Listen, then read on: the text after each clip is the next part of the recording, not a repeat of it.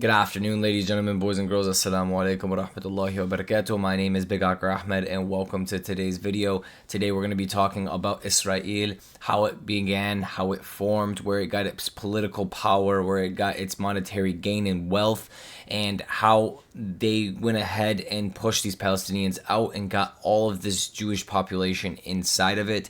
This all happened in the early 1900s leading up to 1948. And it's very, very interesting to go ahead and take a look at the history of everything. I'd gone ahead and found this video. He's going to give his more or less his opinions on what exactly happened. But at the same time, there's a lot of historical facts that are happening right here. And we're going to go ahead and talk about that and react to that. And this is going to be talking about more or less the Zionist movement that had formed by Theodor Herzl in the early 1900s. And then went ahead and shaped the whole ideology of creating a Jewish state in the current land of Palestine during that time. And what really makes me sick to this day is they call it a Jewish state, but in essence, it's not a Jewish state. Judaism does not accept a democracy where you're voting for someone. They do not accept, same-sex marriage. They don't accept any of these things of this nature, dancing, going to music festivals, doing all of this stuff, taking drugs. And today Israel is like this democracy. It's like this, we're a free country, but then they have these tyrannic rules on other people. They have a lot of restrictions. They force their young citizens to go ahead and join the army as soon as they turn 18. And there's a lot of these things that are uncontrolled in Israel as well as very much controlled in Israel. It's kind of like an illusion to a freedom, but at the same time, that does not follow Jewish law. Jewish law, Judaism, is very restrictive. If you ever go ahead and you meet a Jewish, like a practicing Jewish person, they are very, very, very restrictive to all of the covenants, all of the laws that God has placed upon them, and they follow them to a T. The state of Israel does not follow anything. The state of Israel is like a free-for-all democracy trying to be like an America, but at the same time has this like tyrannical, puppet grab over the society. So I really don't understand why they keep calling it a Jewish state. I know that they wanted to go ahead and move as many Jewish people in there as possible, and I'm assuming that they're just kind of using the Jewish people as a excuse or a shield. And the people who really run this are the Zionist party. The Zionist party is formed in Europe, and they wanted to establish a state over in the Middle East, go ahead and gain political control and power, especially over the Holy Land. And this is something that goes a lot deeper than just Judaism, because like I said before, if we go ahead and go to Israel, we look at their laws, we look at everything that's happening there, it completely contradicts and goes against the religion of Judaism. And if we're talking about Jewish people as a race of people, they're still not even like a specific race. You can go to Israel and so many people claim to be Jewish, people from Europe, people from Russia, people from Africa. We have black Jews, white Jews, Arab Jews. We have Asian Jews. We have Jews from all over the world. So it's not even like a race thing. You might have the bloodline of, Prophet Jacob, which is Prophet Israel. That is his title. But I don't understand the whole spiel, to be completely honest with you. It seems like a complete political grab, and we need to understand the history a little bit more and what happened and how it happened. Well, if the Jews are so rich, what do they want Jerusalem for? Why do they especially want to establish a state there? Is there something we don't know? I am about to share something that many people are unaware of or haven't even realized yet. The Jews are very attached to their holy book and religion. Their insistence on Al-Quds was actually a utopia for them. The Jews that were scattered after the Roman period were humiliated so much. Other nations humiliated them. The reason for their humiliation was not because they were oppressed. They caused trouble wherever they went. In fact, the Europeans were sick of the Jews and what they did. Theodor Herzl, a journalist from Europe, realized that the richest people in Europe were Jews. Of course, at that time, the period that man lived, during the reign of Sultan Abdulhamid II, there was a great deal of anti-Semitism in Europe. If a Jew commits a crime, he would be exposed. There was serious racism with statements like, all Jews should be killed. Against the Jews. Theodor Herzl grew up in this environment, and was affected by these events very much. He set his mind to the Jews will be able to establish a state again. He set his mind to this dream, and he started to establish connections with rich Jewish families at that time. He began to meet with them and wrote a book called as Der Staat, which means the Jewish state.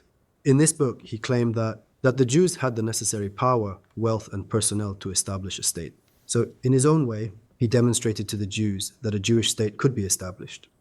And in Judaism, the world and everything in it belongs to the Jews. What is written in their own holy book is that all the people of this world, all non-Jewish people, are slaves of the Jews. Therefore, there is also a reward for killing them. Why? Because they seized the property of the Jews. With the gold they... We are the Gentiles according to Jewish scripture. Anyone else that's not a Jew is a Gentile. And the Jews believe that they are the chosen people. They're chosen people of God. God Almighty had chosen them to lead the world, to lead the message, to lead leadership over everybody else, because they're the ones with the original truth. They are the chosen ones that come from the line of the prophets. So this is what their belief system is. Now, how extreme that goes to the point where they'll get a reward for killing you, I'm not too quite sure about that. Is your average Jew walking around the street really trying to kill everyone? Probably not. hold in the land they own, they are usurping the land and the property of the Jews. In fact, they don't just want Jerusalem or the land between the Nile and Euphrates. They want the whole world, and according to them, the whole world is theirs, and the capital of the world is Jerusalem. So they want to dominate the land between the... This is very important. He just said that the whole world is theirs and the capital of the world is Jerusalem. And this is 100% true. This is why they want Al-Quds. And in modern day, Israel, Palestine, they want to go ahead and take these areas. They want to build their third temple because they believe that when the Messiah comes, the Messiah will establish a utopia on earth. That the Messiah, the Jewish Messiah, will come and will lead the Jewish people to basically this utopia. It will put them in the highest power position on earth, and then it will spread this Jewish leadership across the whole entire planet, and everyone else will basically follow the true essence and word of God through the Jewish people at that point. So what he's saying is really true, is that Jerusalem is going to be basically like the capital city, and the Jews will own the whole entire world. This is basically their complete prophecy when it comes to the Messiah. The Nile and Euphrates as their center. What is Zionism? How did it emerge? Theodor Herzl organized a Zionist Congress with Jews in Basel, Switzerland. And here, first, they decided the name of the state would be Israel, the state of the Israelites, and the flag of the state was also drawn there, the Star of Dawood in between two stripes, the Star of Prophet Dawood. I mean, after Yusha alayhi salam conquered Jerusalem, it was Prophet Dawood who established a country there. This is just a reference to that. That Star of the Dawood means we will re-establish a Jewish state here. Those two stripes refer to the Nile and Euphrates rivers. The source of the mischief making is this. Because they see themselves as a superior race, above everyone else, they look down on the whole world and they hate everybody. I mean, Muslims are not the only target here. They hate Christians too. They hate the whole world and they think their property has been usurped. Think about it. Your religion teaches you something like this. All of this was yours. This and this came and seized your property. How dare they seize my property? I need to get them back. I need to take the whole world back. This is their core belief. When and how did the Jews decide to go to Palestine? Again, this is not every single Jewish person's core belief, as we all have individual brains, individual hearts. But when it comes down to the scripture, when it comes down to the actual belief system of Judaism and the core fundamentals, yes, God Almighty chose the Jewish people. They are the people of, of all, truth. They should be owning the land, and people should be under them, and they should be teaching them how to appreciate God and how to live and how to do these things. And the Jewish people do indeed believe this. And like he's saying, before in history, they've been pushed out, they've been migrated, they've been moved, they've gone through a lot. So they have this vengeance type of mentality to where when you mix that, we're the chosen people and we should lead the world with, you kicked me out of my land, now I'm going to kick you out of yours. It becomes a very, very, very interesting situation. Of course, Theodor Herzl didn't set his eyes on Jerusalem in the beginning. They first discussed whether to settle in Argentina. Because the Rothschild family has vast lands in Argentina, they could have founded a state on those lands. But they didn't accept this idea. Since Jerusalem was their ancient city, they said, what are we going to do in Argentina? So they said, we need to go to Jerusalem and this state should be established there. So they've reached this decision because for almost all of their history, they were in Jerusalem. They believe that those lands are promised by Allah to them.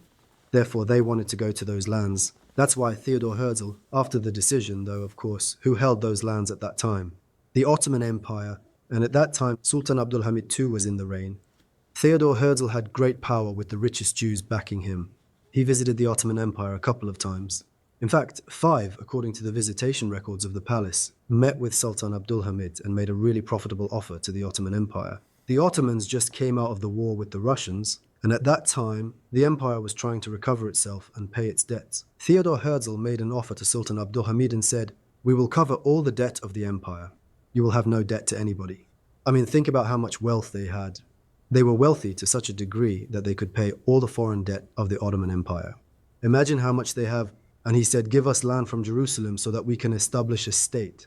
This is how he asked in the beginning. Sultan. That's incredible. Like, to this day, like, the United States of America can just print money to pay debt, but to be able to pay another empire's debt as a small group of Jewish people, that's incredible. Like, the amount of wealth that they have alone. Now imagine the amount of wealth in the Americas and Europe and, Asia and all of these places in Africa that the Jewish communities have and these Jewish families that are connected actually have.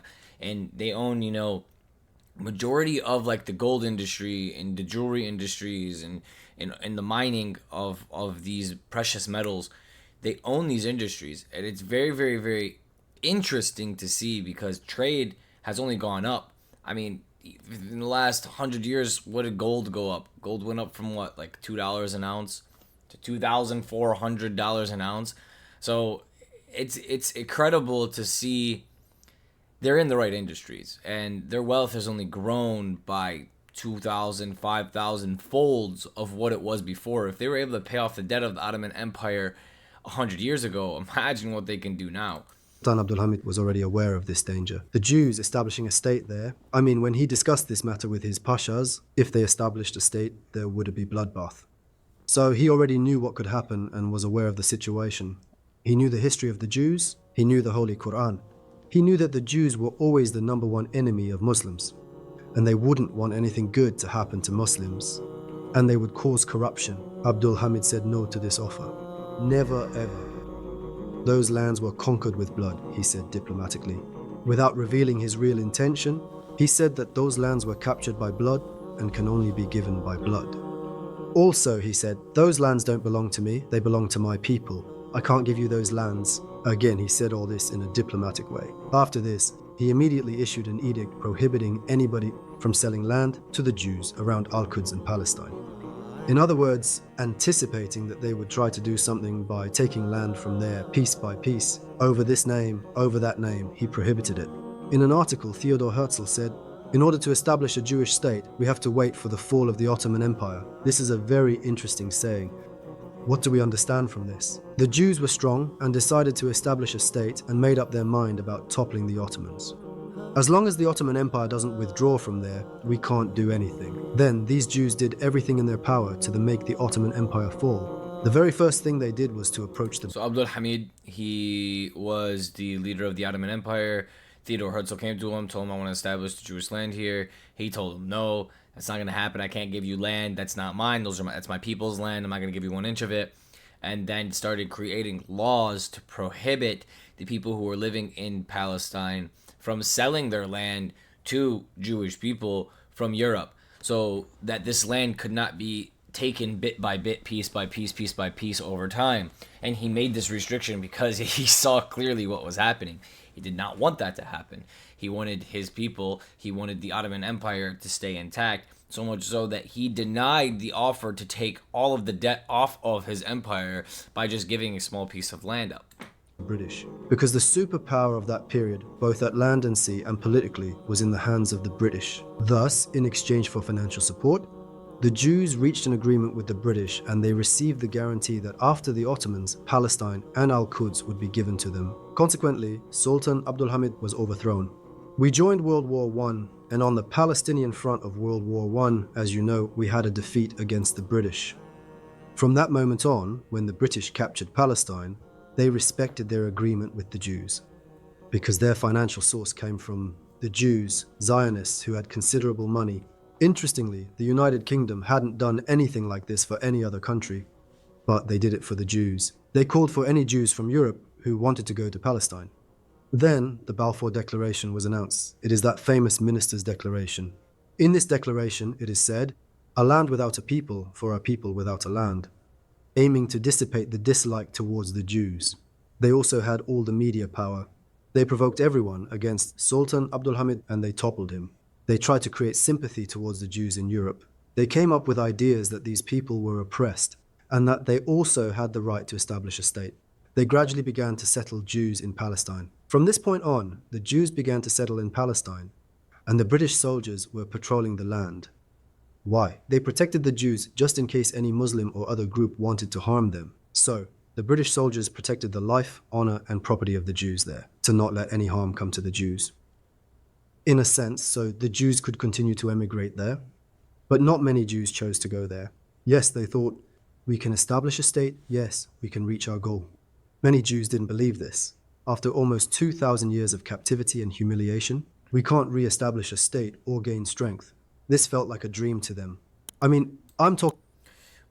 Also, you got to understand, like, if you're living somewhere else, there's nothing really happening, you're living, you know, you got a community, you have kids, like, you're not just gonna get up and leave because Theodor Herzl wants to establish a Jewish state and builds this dream in your head. Like, someone's not just gonna come knock on my door and be like, hey, Ahmed, do you want to move to China? China's your land and you need to move there, and, you know, there's a dream of all of, you know, people like you living there in one community, and, like, I'm probably not going to leave. I've established myself here my whole entire life. I work here. I have a job here. I live here. I have a community here. There's no need for me to get up, pack, and leave and go to the Middle East or go to China. You know what I mean? So there has to be some type of incentive to push all of these Jewish people from Europe to go over to the Middle East, or it's just not going to work. It's not like all the Jewish people in Europe are like, oh, okay, the British took over this land. Let's go back to our hometown. That's our hometown. Like I said, each individual person, like when he was saying, like, you know, the Jewish people believe like the whole world is theirs. Most Jewish people that are working and living and just follow their religion, they don't care or think about that. They don't believe that. They're just like in their own little world. They're living. They're trying to have their families. They're trying to take care of them. They're trying to follow the laws of God. They're not in this like world domination zone. But yes, the ones who are in power that have all of the money, all of the influence, of course. Talking about the people, not the people in power. Many ordinary people didn't want to bother themselves. Think about it. You have your business and you are settled. You have a certain life and accommodation in Europe. You will give up all of these and go to Palestine. You will start a new life there from scratch. The Jews didn't want this. Therefore, there was not much immigration to Palestine. So what British and Zionism... Well, exactly. That's what I just said. It's really hard to just get up, pack up, and leave. Like, you have your whole life already there. And by Zionism, I mean Theodor Herzl and the inner circle wanted it didn't happen. Jews didn't go there. In a way, they thought they are betraying our cause. They felt a kind of resentment. We call them to the land that is promised to us, and they won't come. Nobody wanted to discomfort themselves. After a while, this cause has been forgotten. Many centuries have passed. There was this anger in the Zionist leadership against the Jews, who had forgotten their cause. While things were like this, something happened. The Nazi Party was founded in Germany, and the First World War was over. So, the goal of Zionism then was to attract all Jews to Palestine and create a crowd, a population there, and establish a state. The British also provided all kinds of political support. The Zionists supported the British financially, and they gave political and military support to Zionists, because the Jews had no military power. So, the Jews had tremendous support in those lands. I mean, if they went, the state would be established, but they didn't. However, in a twist of history, fate smiled upon the Jews. A Nazi party was established in Germany, and its leader, Adolf Hitler, was a fierce enemy of the Jews, and he vowed to eradicate all Jews from the face of the world. He captured all of Europe in a short time and ordered concentration camps to be built. He was the worst enemy of Jews and gathered them and let all sorts of torture happen, including burning them alive. This actually worked in favor of Zionism. Why? Because all those Jews who feared Hitler's tyranny thought they couldn't survive in Europe. And as you know, Hitler attacked Russia as well, so those Jews from Russia thought the same. While Jews from different parts of the world were looking for some place to escape from this fear of Hitler, a statement was issued throughout Europe. What was in this statement? For every Jew who moved to Palestine, they will be given land and millions in money. As long as they moved to Palestine, this information was distributed on leaflets. Of course, the fear of Hitler was the actual reason that drove them out. Because we are being slaughtered here, we need to escape. Where will we go? To Palestine. That way, people started to emigrate to Palestine from Europe in large numbers by ship. After the emigrations, there was... I wonder if Theodor Herzl had anything to do with the political reign of Hitler. I know this is a conspiracy, but imagine trying to establish a land and it's been your lifetime push for 50 years and you're trying to do all this and you're trying to make this Jewish state and you're trying to send all these Jews there and no one wants to go. And then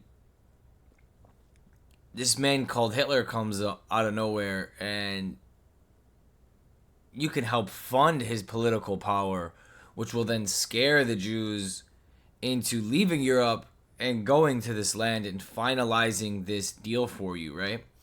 I mean, there's no difference in like a mafia or anything of this nature. They don't really care if you're their people or not their people. They're going to scare you into doing what they want you to do. So I really wonder if there's any connect there with Theodor Herzl and this Zionist movement and Adolf himself. I know the Jewish people have nothing to do with that Zionist movement. I know the Jewish people had nothing to do with Adolf's plan. And this is where civilians are always the ones who pay the price. This is where we are always the ones who pay the price. The American taxpayer, the Palestinian mother and child, the Israeli graduating, high school and getting placed into the military. We are the people who are always paying the price for our government's, games. Like, they always want to play games. They always want to capture land. They always want to, push for more and more and more power, more and more wealth, and more control. And we're the ones who pay the price for it. Like, we're pawns. Like, we're little pieces on a game board. Was a large Jewish population in Palestine. Surely, Hitler was done for, and after this time, the population goal was reached to obtain the lands. Since those lands were under British governance, there was an issue of seizing those lands. Because those lands actually belonged to Palestinians, there were already people living there. I mean, those lands were not empty. In the Ottoman period, Palestinians... To this day, a lot of people act like the land was just empty, like that was their land, But as you can see, Palestine, that modern day Palestine, back then, before, Hitler came, it was filled with people. It actually migrated and it pushed out. They displaced over 800,000 Palestinians at that time. Our Muslim brothers and sisters were living in that region. At this point, one can ask, did Palestinians sell land to Jews? Once the Jews started to settle in this area, they disguised their intentions. They looked so innocent. This was the case for the Palestinians. None of the Palestinians thought, they will come here, they'll establish a state, and they'll displace us. The Palestinians didn't have an idea like that, because considering the history, the Palestinians thought these people went through a great deal of oppression in Europe, and they tried... I mean, that happens today. I mean, you look at like the United States of America, and you see a lot of people who are migrating from other countries, who are refugees, and you have the people who say, you know what, these refugees are coming in, they're going to keep coming in and coming in and coming in and coming in, and they're going to take over the whole entire country, and then it's going to become their country. And then you have the people who go, oh, you know what, we feel bad for them. What do you mean? They have no money, they have no power, they can't even speak English. Like, let them into the country. They're going to die. They're going to leave them over there in their country. They're just going to get killed or displaced or starved to death. We need to help these people. So there's two sides of a coin. There's two ways to look at it. And if something already doesn't have a political power or political backing or money to push for it, then they're not going to take over your country. Like, for instance, the Mexican government is not sending their citizens over here to take over your jobs and to take over your country and to make the United States become Mexico. That's not what's happening at all. The Mexican population that's coming over from Mexico just literally wants a better life. They're being bombarded by cartels and all of these different things in their own country. They want to disassociate themselves from all of those dangers, from the economic struggles, and they want to come over to the United States of America and have a better life for their family. They're not trying to, migrate and take over, where that was not the case for the Zionist party. The Zionist party wanted and needed as many Jewish people as possible into the land of Palestine so they can go ahead and take military force and, political force to go ahead and establish a state with a population of people. Tried to kill all the Jews. These oppressed Jews had to come here and take refuge here. The Palestinians actually evaluated the situation from a very humanitarian point of view. There were even those who helped them. Think about it. As a Muslim, you extend a hand to the oppressed people. Whether he was an infidel or not, you help him. Because they were persecuted, they were separated from their homes, and they came all the way there. These initial thoughts of Palestinians make me emotional. I mean, they didn't know what was going to happen. Later, the Zionists literally wanted to buy land from Palestinians, and for instance, if the value of the land was 1 unit, they offered 10 units. The law of Sultan Abdul Hamid, the one that prohibited the selling of land to... Imagine your house is worth like $500,000 and someone comes to you and is like, I'll give you $5 million for it. Give me it. You're out. You know? But in the end, you don't even know what you're doing. And eventually, that $5 million for each house on this block right here, someone else is going to own the whole entire block. And once they own the whole entire block, no one's coming back in except who they want in. It becomes a member-only club. The Jews in 1914 was abolished by the Committee of Union and Progress, a political party. In other words, selling land had been legalized there. What Palestinians did was also legitimate. When the Ottoman Empire collapsed, they were gone, but there wasn't also a Palestinian state there. So it was not clear what was going on. The Ottoman Empire withdrew from there. There was the British mandate. Even before the selling of land, there was an occupation. The coastline was under occupation. Okay, these Jews came here in desperation. Maybe they'll go back when things get better in Europe. This was the perspective of the Palestinians. Let's help them. Let's do something for them. From the very beginning, they did not think it was right to sell land. Now, let's take Turkey as an example. If someone tells us, sell us your land in the countryside or village, and we will give you an apartment from the most central location in Istanbul. In fact, we will give you not 1, but 2 or 3 apartments. Who wouldn't think of selling? What do people think about the land in the village? What is it to me? The fields are worthless. The man is offering several times as much. With this amount of money, I can do this, buy that. They appealed to people's selves. Yes, there were Muslims who sold land there. Those who sold land there constitute a very small part of all people. You can find these sorts of people everywhere. For instance, today we boycott Israeli products. However, there are people who don't, right? Yes, you can find them in any country. So there were these sorts of people in Palestine as well. There are various rumors. It is said that 1% of the land was sold and 10% of the land was sold. Even if it was sold, does that justify the massacre they go through today? Of course not. However, the majority of the people opposed to the selling of land, because those lands have always been accepted as holy. While Muslims were accommodating those lands, even if it was for helping a Jew, since they gave them land near the coastline to live on, Muslims didn't have to give more land. That's what most of them thought. I'm pretty sure that if those who sold land knew that there would be an Israeli state, they would drive the Palestinians out and only Jews would remain there. That's why they are buying this much land. If someone had said this to them, I believe most of them wouldn't have sold their land, no matter what they get in exchange. So when did Muslims who lived there realize the real purpose of the Jews and what happened after this realization? For instance, did the Six-Day War happen during this period? Now it is like this. Since the Jews went there, they didn't live peacefully. A Jewish organization named Haganah was founded by the British. They thought, we are going to establish a Jewish state here, but we need armed forces. To be a state, we need an army. The Haganah organization is the basis of the Israeli army. They also committed outrages there. Zionism restored the forgotten language, Hebrew. They tried very hard to establish their connection to that old alphabet and create a sense of nation. And how many years it goes on? Let's say it's 1918. It goes on for 30 years. So during those 30 years, there were many developments, and that was when the Muslims started to realize. It was when the Jewish people started to arm themselves, because they realized that their goals were different. They realized the Jews came there permanently, they came for occupation. From that moment on, the Palestinians woke up and the selling of land stopped. No more compromise in any way was made, and against those armed Jews in the Haganah organization, Palestinians started to take up arms. There were armed conflicts. The conflicts resumed until 1948, and the British had a military presence and protected the Jews completely. The Jews were fighting with the confidence that the British soldiers were at their back. In fact, it is exactly the same thing today. They attack Gaza, and the American Navy immediately comes to support them. It was the same then. They attacked with the British soldiers at their back.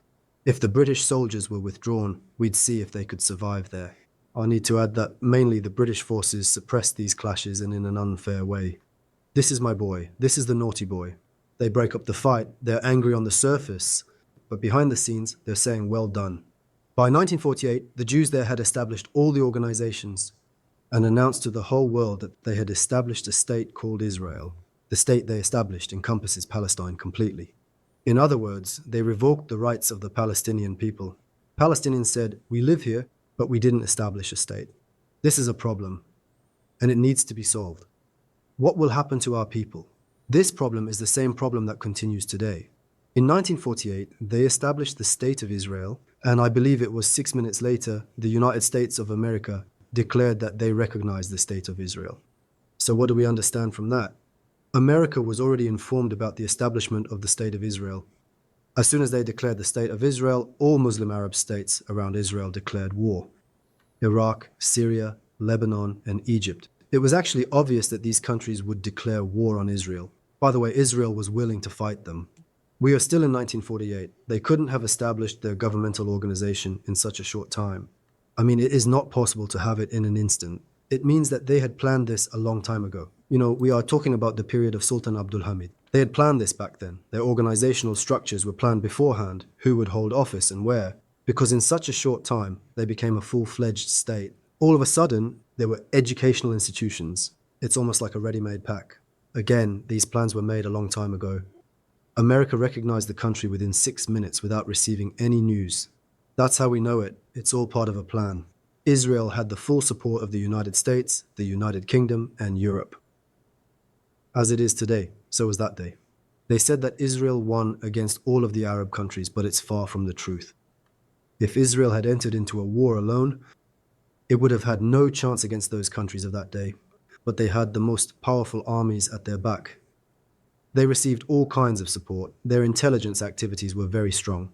Those states collapsed within, and there were a lot of tricks and maneuvers and intelligence activities, and the naval, air, and land support of America.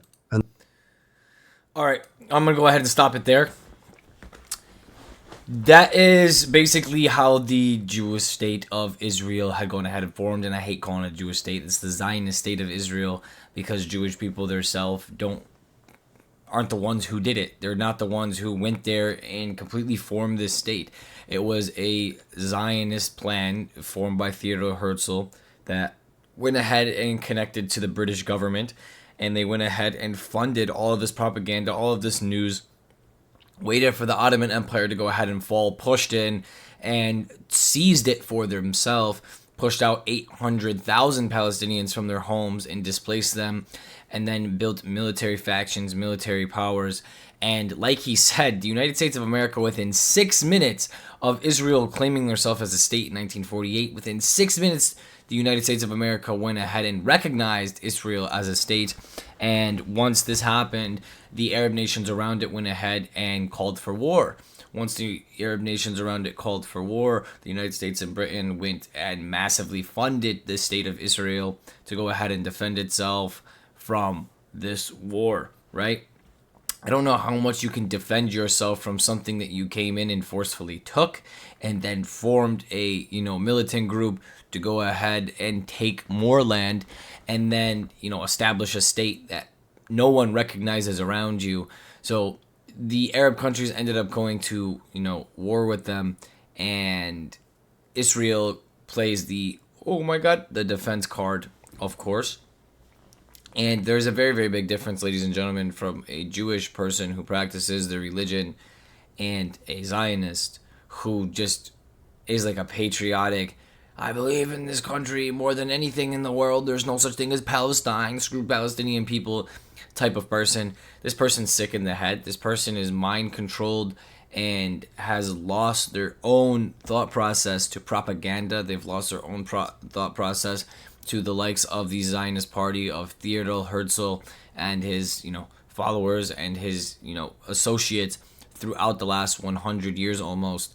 And it's very, very, very sad to see the state of the world and how it is today. Nothing has changed. Nothing has gone anywhere. And the United States of America has done a wonderful job going ahead and destroying every single Arab country in the Middle East other than Saudi Arabia, who is their best friend, going ahead and taking out Afghanistan and Iraq and Syria and Egypt and Libya and in Bahrain, in Yemen, and all of the countries that surround Israel over the last 80 years or so, 70 years or so. The United States of America has funded proxy wars, funded groups such as the Taliban, Al-Qaeda, ISIS.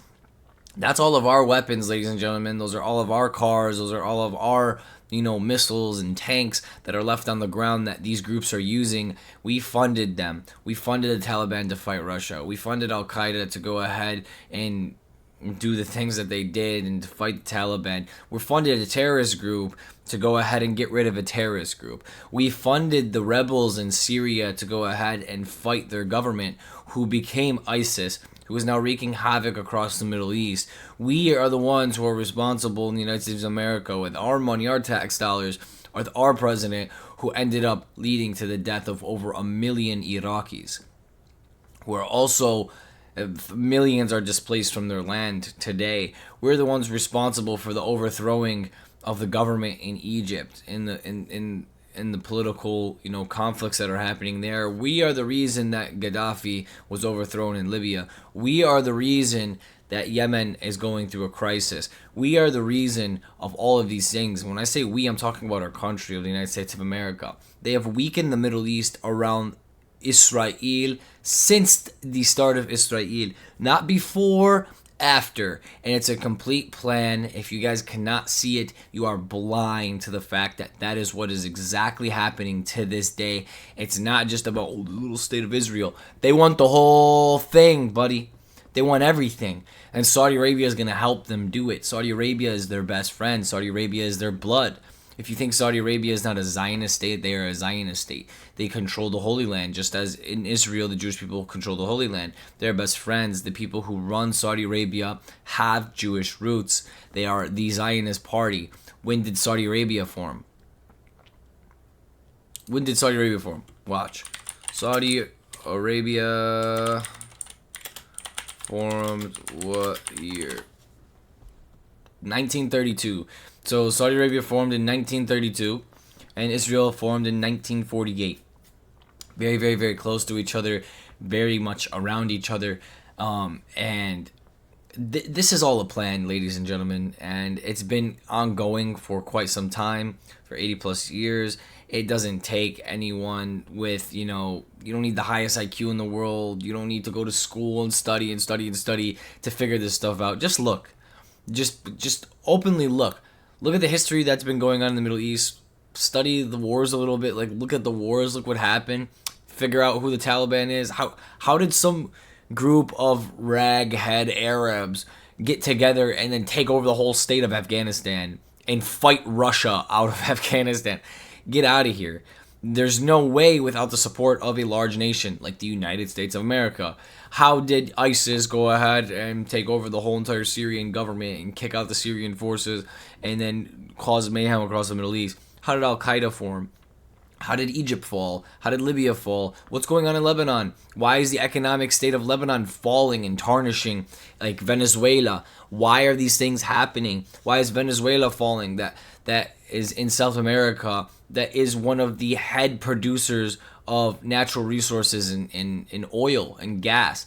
Why? Why are there sanctions on these countries? Why are the economies falling so hard that they're forced to use the US dollar? Why? Why are these things happening? And why is there so much pressure on the United States today? Why is there so much pressure on Israel today? Because people see it. People are waking up. And you can get offended. You can get hurt. You can get, whatever you want. But the truth is the truth, and it's in front of our face. And what is happening is completely sickening and sad. And it's on the backs of you. It's on the backs of me. It's on the backs of the Israeli citizens. It's on the backs of the Palestinian citizens. It's on the backs of the American citizens, the Venezuelan citizens, the Iraqi citizens, the Yemeni citizens, the Ukrainian citizens, the Russian citizens. And the government pays for nothing. They send us as pawns, as little pieces in their game, and whatever happens. And at the end of the day, they get mad in their offices as we're losing our families, losing our limbs, losing our financial security. Everything we worked for the last 100, 200 years, our families passing down to each other, is being completely eradicated and lifted off of us. And it's completely disgusting and it's completely sad. Thank you guys so much for coming in today. I hope you learned something new today. God bless every single one of you, and free Palestine.